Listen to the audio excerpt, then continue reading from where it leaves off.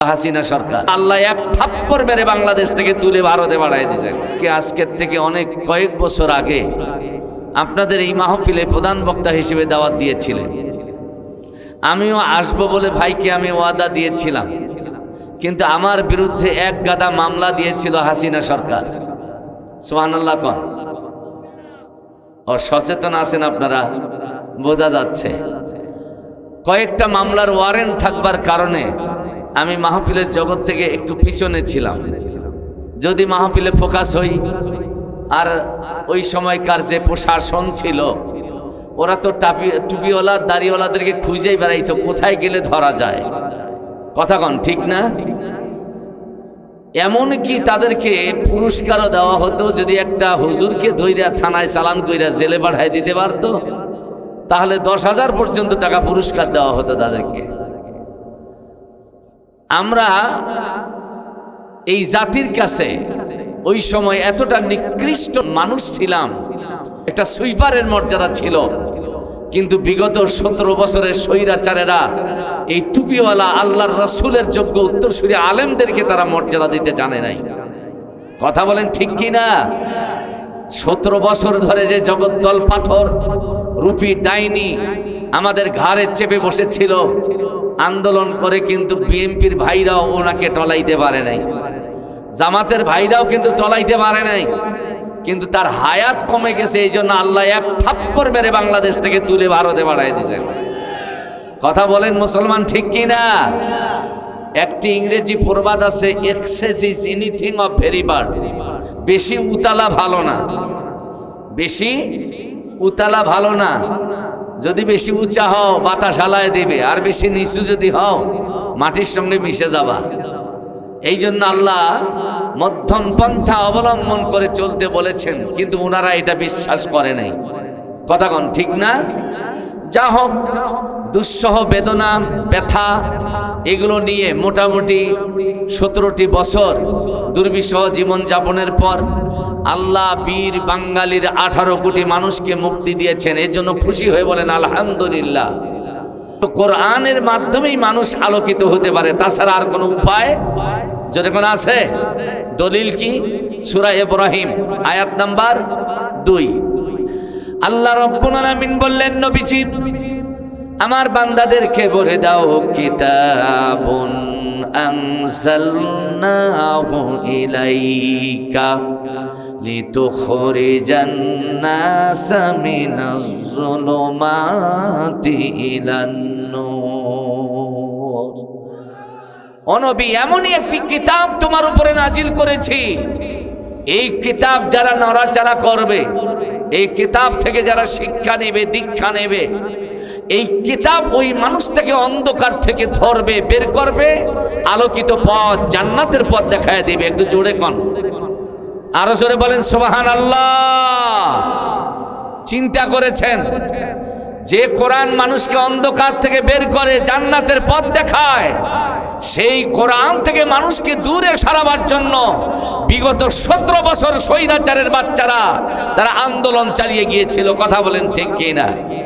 যারাই কোরআনের কথা বলে তারাই নাকি সন্ত্রাসী, যারাই জান্নাতের কথা বলে তারাই নাকি জঙ্গি। কথা বলেন ঠিক কি না? এবার বোঝা যাচ্ছে বাংলাদেশের মানুষ বুঝেছে প্রকৃত জঙ্গি সন্ত্রাসী কারা। কথা কন ঠিক না? গতকাল কত তারিখ ছিল? 13 তারিখ। 13 তারিখে লকডাউন ডেকেছিল একটি সন্ত্রাসী দল। কথা বলেন, আর আছে নবীকে নবী মানে, রাসূল মানে, কিন্তু বিচারক মানতে চায় না। কথা কোন ঠিক কি না? এই লোকগুলোর ঈমান না থাকার কারণেই তারা এই বোকামি করে। যাদের ঈমান আছে তারাই তো বলবে তোমার নেতা আমার নেতা। বিশ্ব নবী বলেন তো দেখি, তোমার নেতা আমার নেতা। আস্তে আস্তে কোন শরম লাগবে, বলেন তোমার নেতা আমার নেতা বিশ্বনবী মুস্তাফা। আল্লাহ খুশি না বেজার? আপনি খুশি না বেজার? আল্লাহু আকবার। আমার নবী, ইসলামের নবী মুহাম্মদ, আপনি জানেন এই পৃথিবীর মধ্যে সবচেয়ে প্রাচীনতম একটা জাতি, তার নাম হলো, আসলেই কথাটা ঠিক আমার ভাইরা, আমার বাবাজিরা, আল্লাহর নবী বললেন মুহাম্মদ সাল্লাল্লাহু আলাইহি ওয়াসাল্লাম, আমাদের অভিযোগ হলো এই পৃথিবীর সবচেয়ে প্রাচীনতম জাতি আমরা, প্রাচীনতম জাতি। এই হযরত ইব্রাহিম আলাইহিস সালাম, তার ছেলে যে ছিল ইসহাক আলাইহিস সালাম, সেই ইসহাকের বংশধর যারা, তারাই হচ্ছে, বলছি আমরা ওই সময় থেকে যেই দিন মানি, যেই ধর্ম মানি, যে আদর্শ আমাদের, আমরা জানি এটাই আল্লাহর মনোনীত হবে, কিন্তু খ্রিস্টানরা আমাদের এই কথা মানে না। আমার নবী কান্দের দিকে তাকালেন, বললেন তোমরা কি বলো, তোমাদের সিদ্ধান্ত কি বলো? খ্রিস্টানেরা বলছে দেখুন, ওরা প্রাচীনতম জাতি হতে পারে, তাই বলে ওদের দিনটাই ঠিক হবে তা আমরা মানি না, কারণ সম্পর্কের দিক থেকে আল্লাহর কাছাকাছি আমরা যত আছি, যত নিকটে আছি, তত নিকটে নাই। আমার নবী কারণ জানতে চাইল, নবী মুহাম্মদ আপনি জানেন আল্লাহর স্ত্রীর নাম হলো মারিয়াম। যারা বললেন না, যারা নাউজুবিল্লাহ বললেন না, তারা আউজুবিল্লাহ বলেন, সবাই কন না নাউজুবিল্লাহ। আল্লাহর কি স্ত্রী আছে? খ্রিস্টানেরা এটা বলে কিনা? খ্রিস্টানেরা বলে আল্লাহর স্ত্রীর নাম হলো মারিয়াম, আল্লাহর ছেলের নাম হলো ঈসা। আমার নবীকেই বক্তব্য দিচ্ছে খ্রিস্টানেরা, আল্লাহর স্ত্রী যেহেতু মারিয়াম, তার ছেলে হলো ঈসা, আর আমরা ওই ঈসার ছেলে পেলে। সম্পর্কের দিক থেকে আল্লাহ হলো আমাদের নানা, আমরা হলাম নাতিপুতি। নাউজুবিল্লাহ কন।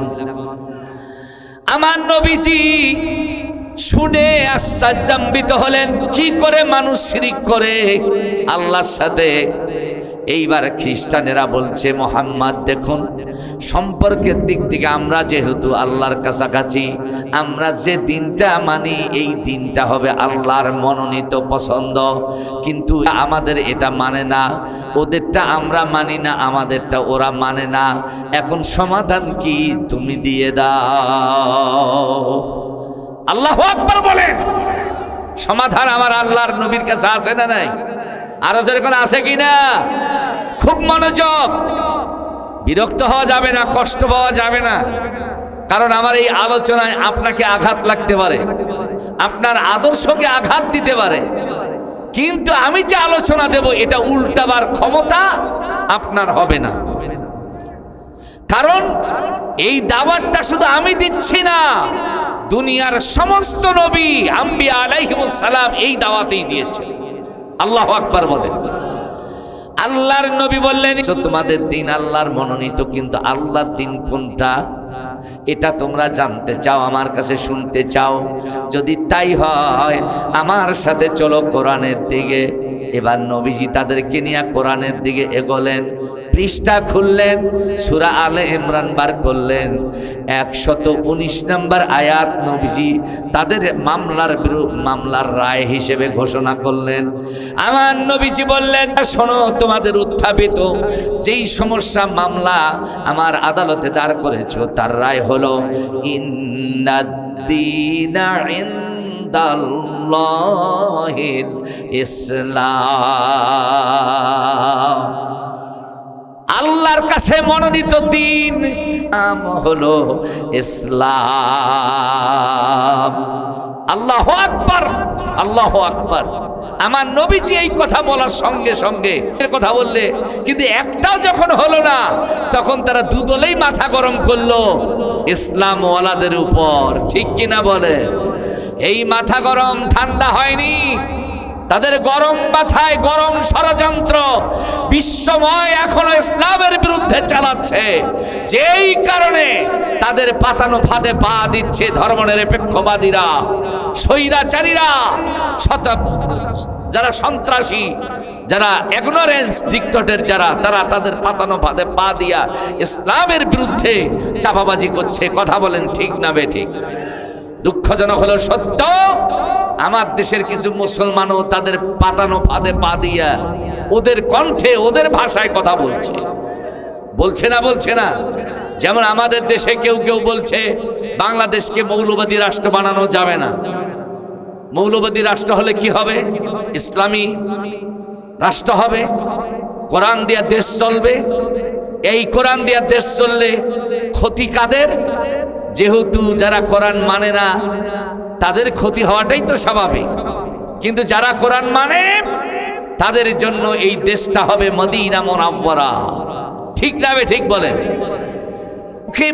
আল্লাহ তাআলা এই আয়াতটা নাজিল করে বললেন, নবী বলে দাও, আফা গায়রা দীনিল্লাহি ইয়াবগুন, ওরা কি আল্লাহর দিন বাদ দিয়া মানুষের তৈরি করা দিন মানে, আদর্শ মানে, ইসলাম মানে? আপনারা বলেন তো, আল্লাহর দিন ইসলাম যেখানে, সেখানে মানুষের তৈরি করা দিন আছে না নাই? জোরে কোন? একজন কইল নাই, বোঝে নাই, আলোচনা বোঝে নাই। আল্লাহর তৈরি করা, আল্লাহর পাঠানো দিন ইসলাম যেখানে, সেখানে মানুষের তৈরি করা দিন আছে। যদি না থাকতো তাহলে আল্লাহ একথা বলতেন না, আল্লাহর দিন বাদ দিয়ে তারা কি মানুষের তৈরি করা দিন অনুসন্ধান করিতেছে? আপনারা বলেন। তারপরে হিন্দু ধর্ম, এটা কি আল্লাহ তৈরি করা? আরো মানুষের তৈরি করা কিছু আদর্শ আছে, যেমন বঙ্গবন্ধু শেখ মুজিবের আদর্শের নাম হলো ধর্মনিরপেক্ষ মতবাদ। বাংলাদেশে যেটা 17 বছর উৎপাত করেছিল, এটা কি আল্লাহর দেওয়া? জোরে কোন? এটা মানুষের তৈরি করা। কথা বলেন ঠিক কি না? ভারতের মধ্যেও ধর্মনিরপেক্ষ মতবাদের দোহাই দিয়া ওরা হিন্দুত্ববাদ প্রতিষ্ঠিত করছে, আর মুসলমান ইসলাম ওয়ালাদের উপর জুলুম করছে। কথা বলেন ঠিক কি না মুসলমান? তাহলে আল্লাহর দিন যেখানে, মানুষের তৈরি করা দিন সেখানে আছে আল্লাহর দিনকে প্রতিহত করার জন্য। কথা বলেন, ভুল বললাম?